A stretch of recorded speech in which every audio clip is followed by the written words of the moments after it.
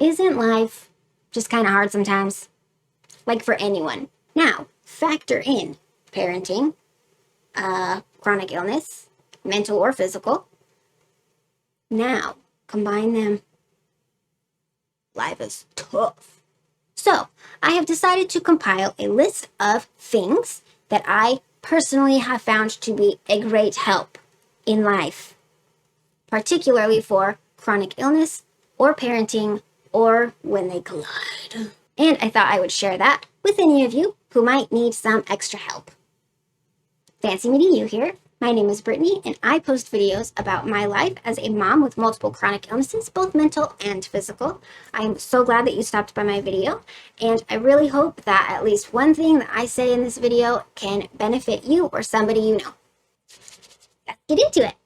I would just like to preface by saying that this video only has 4 things in it.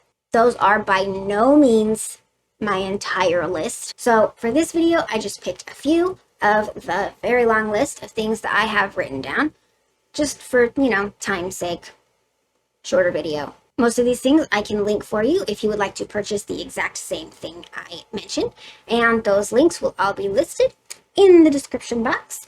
There's one thing that I cannot link exactly for you, but it's very easy to find, and I'll walk you through it. Fret not.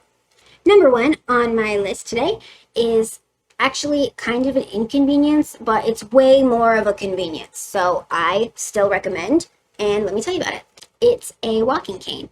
And first of all, let me tell you the symptoms I deal with that makes me benefit from this cane.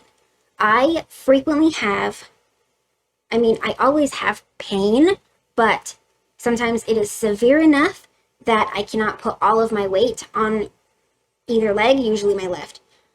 So putting more weight through my arm into the cane while I'm on that leg will ease the pain.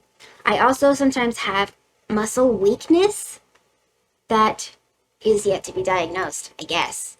I thought it was fibro, and then the doctor was like, that is not fibro. So I don't know what it is, but I have some muscle weakness to the point that before I got the cane, I would be walking and then my knees would just kind of give out beneath me. And sometimes it was bad enough that I actually fell to the ground and caused a whole scene and then banged at my knees and then it hurt even more. But then I started using a cane. This particular one is actually really cool. A lot of canes that you can find actually are foldable, which makes them super convenient. If I'm feeling okay that I don't need the cane, like in the beginning of my trip, then I don't need to use it, and then I'll just fold it up in my backpack so that it is ready for me to use at any point that I do decide I need to use it. But it's a little inconvenient having to remember to pack it in my backpack every time I go out. But I would rather deal with that small annoyance than be out and not have a cane when I need one. This particular one that I use that will be linked is pretty nifty, I will say. It's not just the generic like hard plastic or something handle that kind of, makes your hands sore once you use it for more than 5 minutes. This one has, I don't know what's in it, but it's squishy in the handle, so it's a lot more comfortable to put your weight on it. And it also, the handle and the tip on the bottom both glow in the dark. So now I like to use this cane next to my bed so that if I ever need it in the middle of the night, then it glows. When the room is dark, I can still find my cane. I also have another cane that has a different handle. It's shaped, it has like an ergonomic shape. I think that's the right word. And so it looks real funky, but it is basically the inverse of your palm. When you put your weight on your palm, it like evenly disperses the pressure, and it is so much more comfortable than like the typical shape of a cane handle. This one, however, does not fold up, which is a real bummer for me. I don't like that. I really wish that I could unscrew the handle from it or just buy the handle separately and put it on a foldable cane, but alas, I have tried and I cannot. So, sorry. Still, I do recommend it because it's so much more comfortable than, the generic shape of a cane handle. This next item goes along with the first item. It's an exchangeable tip for a cane. Typically, when you just buy like a really basic cane, it just has like a tip, like just a rubber kind of stopper on the bottom. So it's just like the one peg that totally works while you're walking. But if you ever need to put it down, it's just going to fall to the floor. And if you are in the position that you need a cane to stay upright, it's going to be real hard for you to pick it up yourself. It's just a separate piece that you just pull off the original tip that came on your cane, and then you push on the new one. But this new one has 4 little feet, like little extension feet, so that it will hold your cane upright when you just set it flat on the floor. You don't need to hold on to it all the time. So I like to put this one on the cane that I keep in my car because it's more convenient to use in public. So when I'm at home, I just have the original tip that came on the cane, so it doesn't stand up by itself. But at home, I always can find somewhere to, lean it against a wall or, tuck it under my armpit or something. I can always figure out what to do with that. But in public, I frequently have to use 2 hands, or specifically the same hand that I use my cane in. I might need to get cards out of my wallet or put my backpack on with 2 hands, or at doctors a lot, of course, you have to sign paperwork, fill out, check-in forms, whatever. And for me, that happens to be the same hand that I hold my cane in. So it's just a lot more convenient to stand my cane up and let it stay there instead of trying to figure out something to do with my cane while I can't hold on to it for a moment. I will note here that this particular cane tip does add, I didn't measure, I don't know. I would guess like 1/2 inch to 1 inch of height total to your cane. So you're gonna feel it. It might take a little bit of getting used to. Not a deal breaker for me. I easily got used to it, and I still 100% would recommend this tip. Let's take a little breather right here so that I can point out.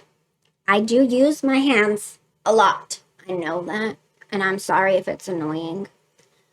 But if throughout this video, as I have done that, you noticed that this looks silly. It's not 2 watches.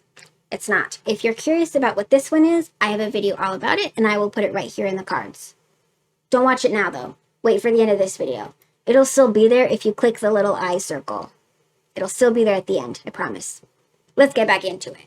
Now, this pill crusher, I don't use it that frequently anymore, but when I do need it, man, I need it. So I still keep it around, and it still makes my life so much easier. This has happened because the parenting part of my life and the chronic illness part of my life have collided in my daughter. She has inherited the motion sickness from me, but let me just state, if that's the only physical ailment she gets from me, I am 100% okay with that. She doesn't need all of this. We're good with just the motion sickness. It's easily treatable too. Totally cool. If she goes on longer car rides, she has no problem throwing up in my car. So we need to prevent that. And she needs help, and she knows she needs help, but she refuses to accept the help because it comes in the form of a disgusting pill, which I definitely agree with. I take the same pills, and they are icky. For the young child that she is, she simply cannot tolerate it in her mouth long enough to sufficiently chew to a swallowing level. She just can't do it. So I got this pill crusher specifically for these pills.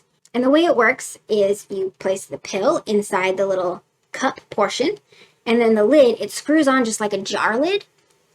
And then as you screw it tighter, it pushes on the pill and it crushes it into a powder. Then for us, we just put the powder into like a little cup of applesauce or something and stir it in. It does still alter the flavor of the applesauce, but that flavor is a lot more palatable than just the naked pill. It also is very nice that this pill crusher is pretty small. So it doesn't take up a lot of space in my bag so that I can keep it with me whenever we might have an impromptu trip that she needs some medicine for. This particular pill crusher that I use, and will link in the description, has a storage compartment underneath. So you don't even need to take the whole bottle of pills along with it. You can just put a few of the pills in the bottom compartment for storage and then take them out, put them in the other side, and crush them as needed. Super convenient, and I love it. Let's take a brief pause right here. And if any of these things so far pique your interest or you already use and totally benefit from, just like me, then please leave a thumbs up and just let me know that we can relate, because that's always fun. All right, here's the one that I mentioned. I can't link specifically for you, but super easy to find on your own. I only discovered Facebook freebie groups like a few months ago, and man, they have changed my life. I love them. If you want to find your own, you just go on Facebook and you type in the search bar your local area, free, and then some suggestions should start popping up. It's usually like the exact name of a group. A lot of them, in my experience, are private groups. You have to request to join, and then they usually have a couple really easy questions like, do you promise to follow the rules? Do you actually live in this area? You know. Now, let me tell you how this has benefited me, particularly with the chronic illness of my life. Throughout the past several months, I have accidentally lost 50-ish pounds. And it happened at such an alarming rate that I could no longer afford to keep replacing my clothes as I started to shrink out of them. So I took to a freebie group very nervously. I said something along the lines of, is there anybody here who has women's clothing in applicable sizes that you were already planning to donate that I could take off your hands? And then very quickly, actually, I got several responses of women who had like large, like garbage bags full of my needed size of clothing. Some of them said, you know, I was about to take this to Goodwill this weekend, so if you want to come pick it up, great. And then I went and picked it up off their porch. Easy. And one of them, actually, she thanked me and said that she had been needing to declutter her closet for quite some time, and I finally just gave her the little nudge to get it done. So she thanked me, and I was like, yes, I did this selflessly for you. But nevertheless, super grateful. And now that I have plenty of clothes in my current size, or, you know, they're a little big now, of course, but they still fit, so it's fine. Then I no longer had room for all of my larger clothes, plus I can't really wear them anymore anyway. So I put all of that in a bag, and then I put a separate post up in the same freebie group saying, I have women's clothing. These are the things I have. This is the size range. Does anybody need this? And I got lots of responses real fast. Ultimately, I ended up giving it to a woman who worked, I think, at a group home. And she said that they are always looking for clothing donations. So she drove by on her own and I left it on my porch and she picked it up. And it was super convenient and very easy. And I helped out. Freebie groups. Amazing. Okay, now that he's gone and not making me nervous in real life, let me tell you about him. We've been married 8 years, and not once has he ever called me lazy if I let the house get a little bit messy because my symptoms flared. He has never been annoyed with me when I ask him to help me with anything. He will help me with the simplest tasks, honestly, that my child could do with no problem, who, by the way, is 6. She just turned 6 today. Are we proud? I am. Anyway, 6 years old. That's my point. She can do these things with no issue, but I might have issues. E.g., Jordan, can you please pick up that thing for me from the bottom shelf? Because if I bend over like that, there is a possibility I will pass out. And he's like, yeah, sure, let me grab it. As long as his back doesn't hurt. If his back hurts, then I just ask the kid. And she's cool with it too. But then he can also do like enormous favors, such as, for a period of my life, I was not able to drive. And so, but I did still have lots of doctor's appointments for the same reason that I couldn't drive. And a lot of these doctors were quite a drive from our home But he was still willing to take the time and effort to drive me to the doctor's appointments. And he couldn't really just drive back home and wait for me to call him to pick me up because that was a whole drive, right? So he legit would take me to my doctor's appointment with our child, who was like 1 or 2, toddler age at the time.